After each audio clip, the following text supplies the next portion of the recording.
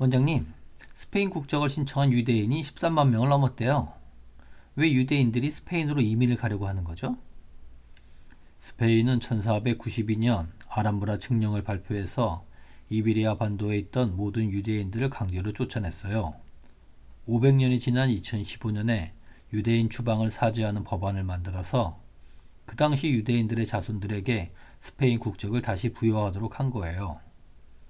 영국은 지금 EU를 탈퇴했기 때문에 영국에 있던 유대인들이 스페인 이중 국적을 받기 위해 많이 신청한 것 같아요. 영국과 스페인 이중 국적이면 유럽 어디든 살 수 있으니까요. 원장님, 그럼 아람브라 칙령은 어떤 건가요? 1492년 1월 카스티아의 이사벨 여왕과 아라곤의 페르난도 국왕은 이베리아 반도 마지막 이슬람 왕국의 수도 아람브라 궁전에 입성하게 되어 이걸로 무어인의 침략 이후 이슬람 교도에게 빼앗긴 땅을 회복하는 레콩기스타를 완성하게 된 거죠. 독실한 기독교인인 이사벨라와 페르난도는 이슬람을 쫓아낸 후 유대인들에게 넉 달 안에 기독교로 개종을 하거나 스페인을 떠나라는 명령을 내리게 되는데 이게 아람브라 칙령이에요. 그 당시 기독교인들에게 유대인은 고리대금으로 자신의 재산을 빼앗는 더러운 민족이었어요. 그리고 흑사병을 일으키는 주범도 유대인이라고 생각해 유대인들을 태워 죽이는 일도 있었죠. 기독교인들은 종교의 이름으로 유대인들의 재산을 빼앗고 빌린 돈을 갚지도 않고 쫓아버렸어요. 그때 스페인에서 쫓겨난 유대인이 20만 명이라고 합니다.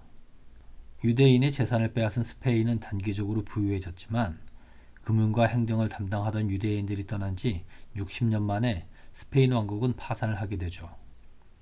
스페인을 떠난 유대인들을 받아들인 네덜란드는 금융업과 해상무역을 바탕으로 17세기 황금 시대를 열게 됩니다. 1688년 명예혁명 때 유대인의 경제적 도움을 받은 영국 국왕 윌리엄은 관용법을 반포하여 유대인들에 대한 차별을 없앴고 이후 런던을 중심으로 몰려든 유대인들이 영국을 전세계 금융의 중심으로 만들었어요. 스페인 의사들 역시 대부분이 유대인이었습니다.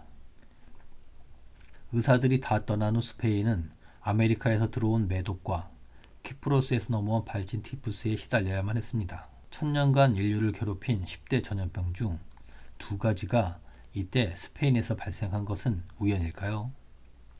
이 당시 유럽의 평균 수명은 40살을 넘지 못했어요. 지금의 절반 정도도 못 미치죠. 인간의 평균 수명을 2배나 올려준 것이 바로 페니실린이라는 항생제의 발명입니다. 항생제는 감염에 의해 사망하던 수억 명의 생명을 구한 마법의 약이에요. 페니실린을 발견한 플레밍, 그리고 페니실린을 발명한 플러리, 체인, 이 세 사람은 1945년 노벨 생리의학상을 공동 수상하죠. 재미있는 건 독일에 살던 유대인 보리스 체인이 영국에 건너가서 플로리와 함께 페니실린을 발명하였는데 체인이 독일을 떠나온 이유는 히틀러의 유대인 탄압 때문이었습니다. 항생제 발명 이후 현대의학은 세균에게 점령당한 인간의 몸을 회복하기 위한 레콩기스타를 시작하죠. 항생제, 항균제, 살균제, 멸균제를 만들어 인간의 몸에서 세균에게 당장 떠나라고 명령을 내립니다. 하지만 우리의 몸은 세포보다 더 많은 미생물과 공존하는 통생명체입니다. 우리 몸에 사는 미생물은 1만 종 이상이고 그 수는 100조가 넘습니다. 무게로는 2kg 정도죠. 항생제의 사용은 세균뿐만 아니라 유익한 미생물까지도 함께 죽게 만듭니다. 항생제의 내성균 감염으로 인해 일본에서는 연간 8,000명이, 미국에서는 35,000명이 사망을 하고 2050년에는 전 세계적으로 1,000만 명에 이를 것이라는 연구 결과도 있어요. 지나친 항생제의 사용과 맹신보다는 미생물과 함께 살아가는 지혜가 필요합니다.